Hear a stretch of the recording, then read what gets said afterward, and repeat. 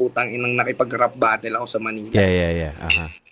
Then, isang beses, may napagtalunan kami kasi inimbitahan ako ni Stat sa barracks. Okay. Ito yung ano namin, yung collab ni Balakid, yung on the spot. Tinatawag nila Kalabit Session. Aha. Hindi ko alam mo naman magsalita si Arik, medyo laging hindi mo alam kung pabiro o seryoso. Mismo. Tapos natsempohan niya ako sa bad fucking day.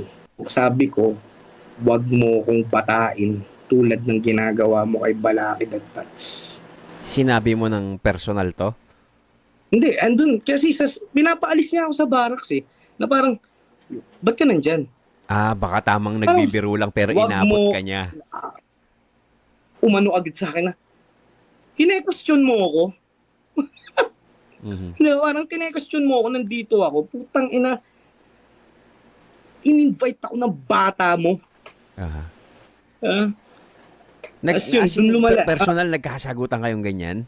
Hindi, sa ano lang to chat. Chat? Kasi, Okay. kung sa ano yun, personal, malamang mas malala pa inabot nun. Magkakasumbatan kami na, alam mo yun, parang. Tapos yun, nag-make up siya sa pagtatalo namin. Gusto niya, laban daw kami ni Damsa. Okay. At this time, hindi ko sinipot si Damsa. Umuo ka? Umuo ako. Na parang, hindi mo pwedeng gawing ano yung mga tao dito. Alam mo yan? May pandemic tayo, bro. Dun pa lang dapat Quarantine battles to. Diba? Oo. Sinabi ko sa yung may mental health problem ako. Sinabi ko sa yung may COVID ako. Aalokin mo ako. 'Di ba? Double negative, men. Ano yun? Punta ako dyan. Hawaan ko yung iba.